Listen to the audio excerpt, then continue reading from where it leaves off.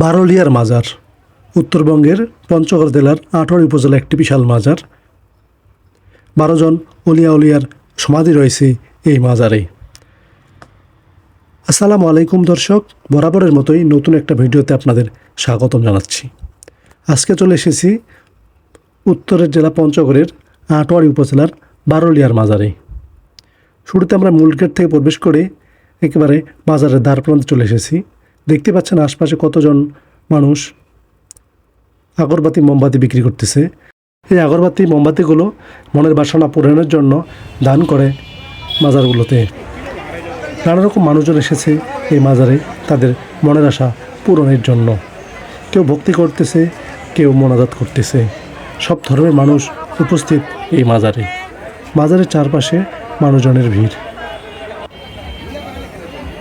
মাজারকে ঘিরে শুরু হয়েছে বিশাল একটি মেলা। দূর দূরান্ত থেকে মানুষজন এসেছে, তাই রান্নাবান্নায় ব্যস্ত, তারা খাওয়ার আয়োজন করতেছে। আমরাও গিয়েছিলাম মোটরসাইকেলে চেপে। অনেক দূর থেকে মানুষজন আসছে, আমরা গিয়েছিলাম তাই দেখতে। বিশাল একটি মেলার পরিবেশ তৈরি হয়েছে এই বারলিয়ার মাজারে। বৈশাখের শেষ বৃহস্পতিবার শুরু হয় এই মেলা। বাজারের আয়োজন চলে মাত্র বৃহস্পতিবারের দিন, কিন্তু এই মেলা চলে 7 দিন ধরে চলে থাকে।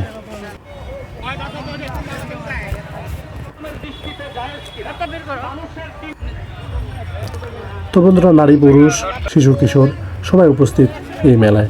বাহারি রঙের খাবার নিয়ে বিক্রেতারা প্রস্তুত। মাটির জিনিসপত্র, হরেক রকমের জিনিস বিক্রি হচ্ছে এই মেলায়।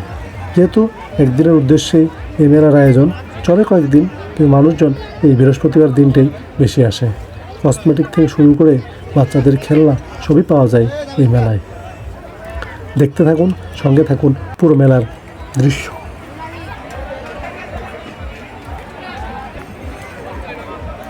আমরা এখন জাস্ট দুপুরবেলা গিয়েছি, ভিড় একটু কম, তবু মানুষজনে ঠাসাঠাসি। যাওয়া যাচ্ছে না সামনের দিকে। খাবারের হোটেলগুলো নানা রকমের খাবার নিয়ে বসেছে। যেহেতু এই অঞ্চল গুড়ের জিলাপির জন্য বিখ্যাত, তাই তো গুড়ের জিলাপি না হলে মেলা জমবেই না।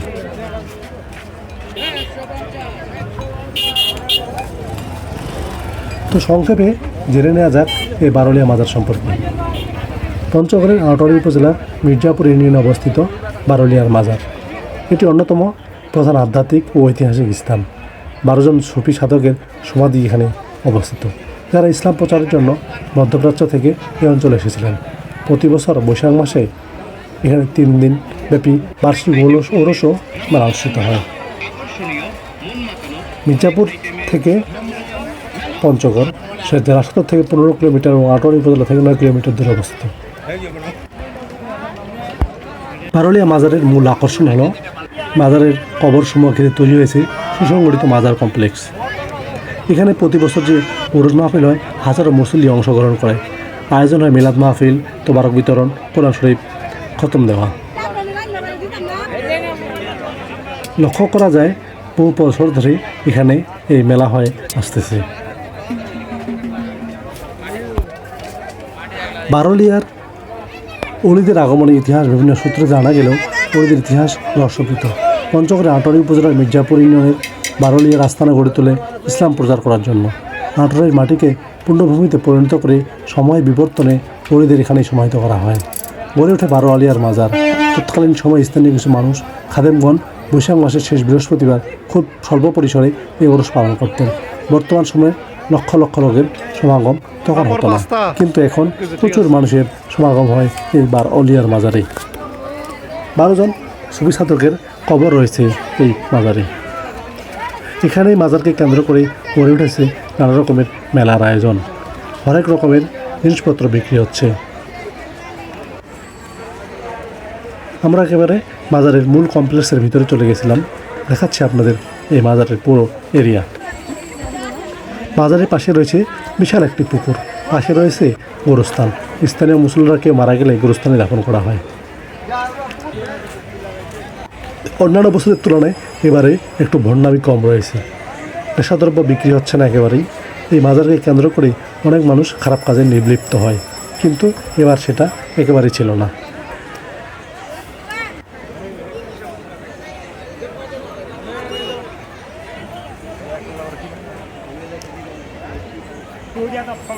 সুফি সাধকের এই মেলায় অংশগ্রহণ করেছে নানা জেলার অনেক জেলার মানুষজন।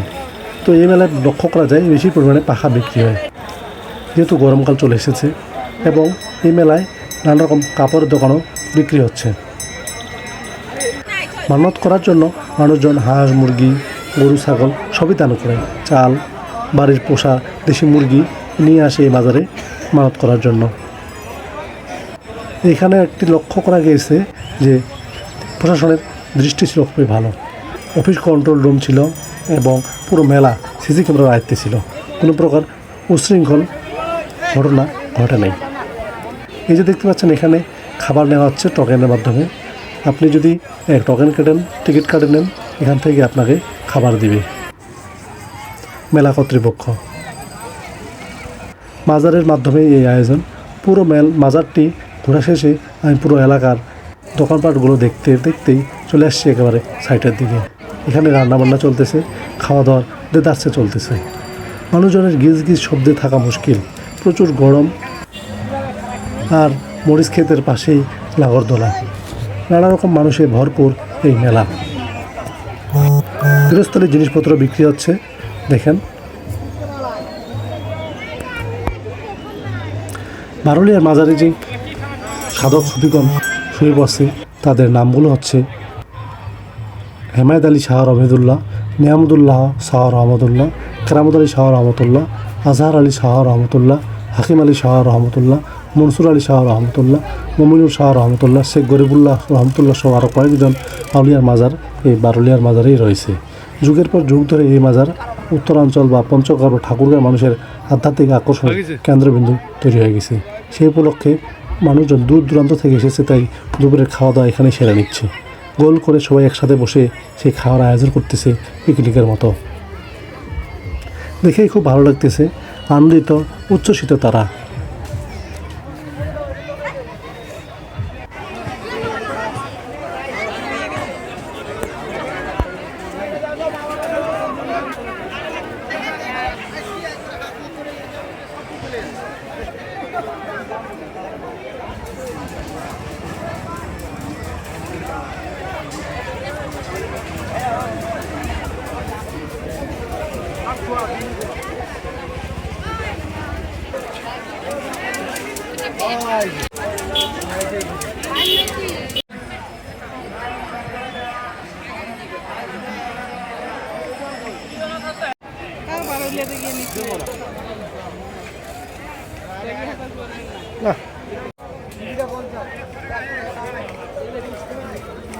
এটা খদ্দারগুলো তো নিতে দেখি।